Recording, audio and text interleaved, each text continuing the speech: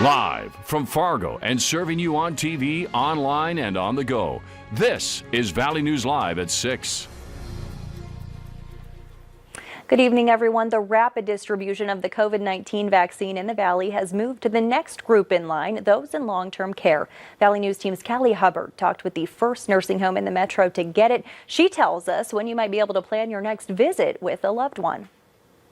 Eventide in Moorhead is the first long-term care facility in the metro, ringing in the new year with their first dose of hope, the long-awaited COVID-19 vaccine. My mind can just wander and think of all the wonderful things that can happen in the future that maybe even 2 months ago my brain was very shut off to. Amy Vogt, Director of Nursing, says hopefully this will be a turning point for what's to come in 2021. Nobody knows exactly, but we anticipate that there will be guidance that comes along with it. We do know that it takes a little bit for our immune system to build up and for that herd immunity. We have finally gotten to a point where we can maybe turn a page in this pandemic, and we're really hopeful to see some changing guidance and with regards to restrictions for visitation, for communal dining, for activities. So exciting news on the North Dakota side. On Saturday, my nursing home is scheduled to get our vaccine. Chris Larson, a Luther Memorial resident in Mayville, North Dakota, says the light is getting brighter at the end of a near year-long tunnel for those like him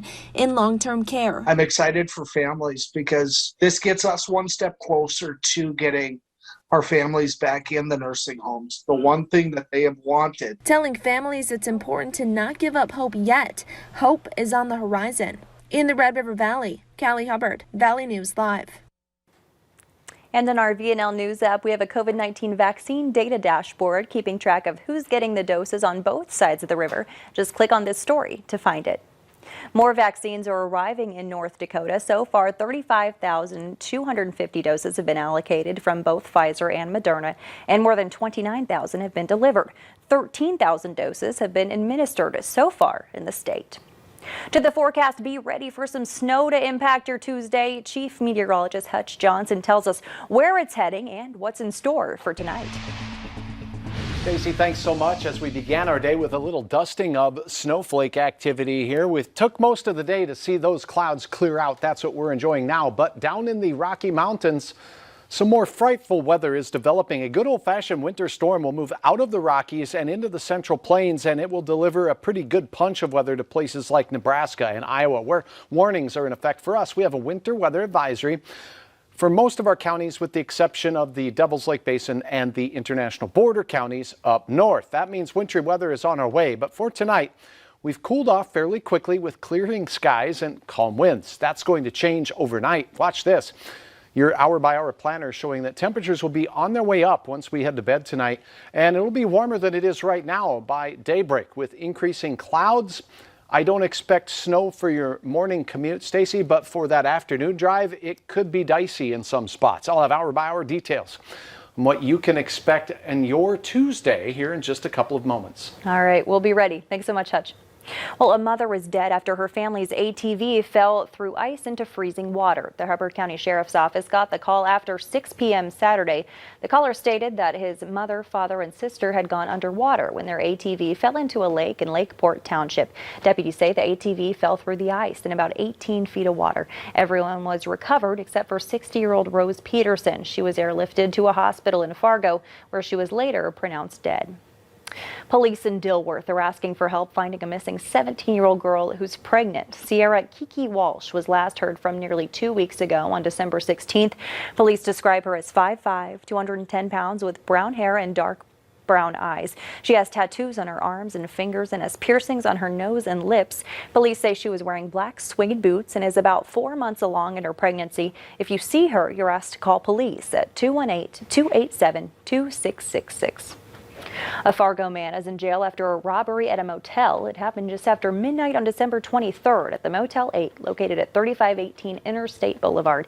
An employee heard a noise in the laundry room, which was locked. Documents say Jeremiah Tubear opened the door, punched the employee in the back of the head, and left with $300 to $400 in quarters. Officers soon found him in a South Fargo apartment complex. Today marks a milestone at the North Dakota Capitol building. 90 years ago today, it burned to the ground, and no one knows how the fire started. According to the State Historical Society, the building's janitor called the fire department after he heard a loud cracking sound and saw flames shooting from the Senate chambers. The fire destroyed the building, and many records from the Highway Department, Tax Commissioner, and Attorney General were lost. North Dakota's current state capitol building was finished in 1934.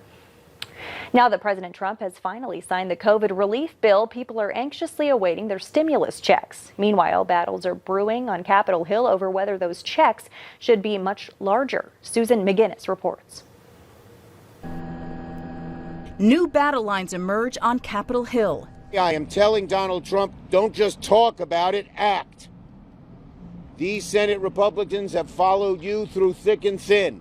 Get them now to act and support the $2,000 checks. Democrats trying to push through bigger payments for Americans, something President Trump demanded even as he signed a $2.3 trillion aid package, which gives $600 in direct relief for Americans, as well as rental assistance. It restarts unemployment programs that expired over the weekend and keeps the government funded.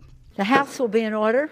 Today, the House seeking to more than triple the direct payments to $2,000, leaving the president oddly aligned with Democrats and opposing his own aides who negotiated the deal, and many Republicans who have come out against the payments. We've got 20-some days left. We just have to do what's right. And the bottom line is we need to stand up for people that are hurting right now during COVID. Despite some GOP support, a new bill with higher payments facing an uphill battle in the Senate. President-elect Joe Biden has said whatever is approved now is just a down payment on relief that will be needed early next year. The House also voting today on whether to override a presidential veto of a bill funding the U.S. military. The president objecting to items in it, including protections for social media companies. With the COVID relief bill signed into law, the stage is now set for a new battle for more relief with the next Congress, which convenes in January. The Save Our Stages Act has been signed into law. Two senators introduced the bill to provide $15 billion in relief for independent venues that have been affected by the pandemic. The Small Business Administration grants will provide 6 months of financial support to keep venues afloat and pay employees. Small live music and entertainment venues have been hard hit during the pandemic, with 90% of venue owners, promoters, and bookers reporting they're at risk of closing without financial assistance.